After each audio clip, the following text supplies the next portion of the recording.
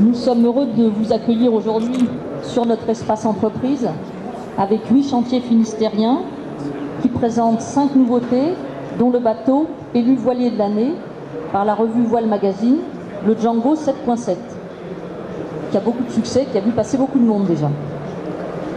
Au-delà du dossier de changement de statut juridique de nautisme en Finistère, nous avons mené, comme chaque année, un certain nombre d'actions dont les retombées les plus marquantes sont le renforcement des actions en faveur d'une plaisance responsable, le dynamisme du Collège Plaisance de nautisme en Finistère, aujourd'hui composé de 26 associations, a permis de travailler sur les thèmes du carénage, de la réglementation liée au parc conchylicole, mais aussi au bon fonctionnement des conseils portuaires. Ce travail éclaire les plaisanciers sur leurs droits et leurs devoirs et permet d'engager des mesures correctives pour un meilleur développement durable de la plaisance finistérienne. En parallèle, nous avons mis en œuvre un site internet Escale qui, au travers d'une présentation de 100 escales en Finistère, incitera les propriétaires ou loueurs de bateaux à découvrir toute la richesse des côtes et mouillages de notre département. Alors vous pourrez le consulter tout à l'heure, ce site. Il est accessible à partir du site de Nautisme en Finistère. Toujours vers la plaisance, nous avons continué les semaines du petit cabotage, concept lancé par Nautisme en Finistère en 2008 et qui a rassemblé en 2010 70 bateaux.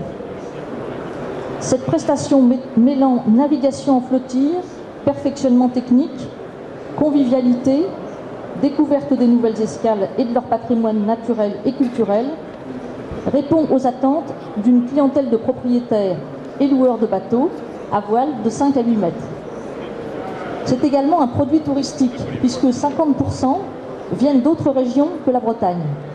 Notre objectif est d'inciter les responsables des centres nautiques à multiplier l'offre en proposant des circuits autour de leur territoire d'implantation.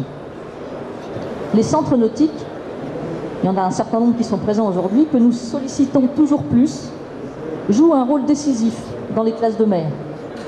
L'intérêt éducatif et pédagogique de ces séjours pourrait déboucher sur une promotion nationale des classes de mer comme moyen privilégié pour faire découvrir la mer aux jeunes Français. Il est à noter qu'en 2010, les séjours de classes de mer ont connu en Finistère une forte progression de plus de 14% du nombre de journées enfants. Cette progression est à mettre à l'actif des responsables de centres de classes de mer finistériens, organisés dans un collège très dynamique au sein de Nautisme en Finistère, mais aussi dans la capacité, de par la qualité des prestations offertes par le réseau, à négocier des marchés importants comme celui de la ville de Paris. Enfin, la rénovation conséquente des infrastructures de nombreux centres de classes de mer, avec le soutien du Conseil général du Finistère, n'est sans doute pas étrangère à cette relance.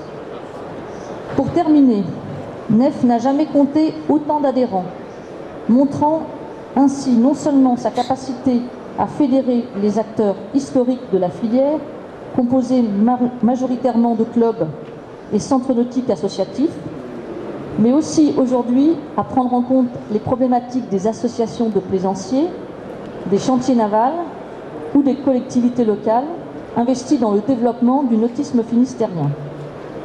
Au travers de ces 152 organismes, représentant 202 adhésions, composés d'associations, de sociétés de droit privé et de collectivités locales, ce sont des milliers de personnes qui s'investissent dans cette politique départementale, créatrice de liens sociaux, de développement économique et de protection de l'environnement, et qui fait aujourd'hui du Finistère incontestablement le premier département nautique en France. C'est aussi une superbe équipe de salariés avec laquelle j'ai eu plaisir à travailler pendant 7 ans en tant que présidente et que je vais quitter en 2011 au terme de mon mandat de conseillère générale.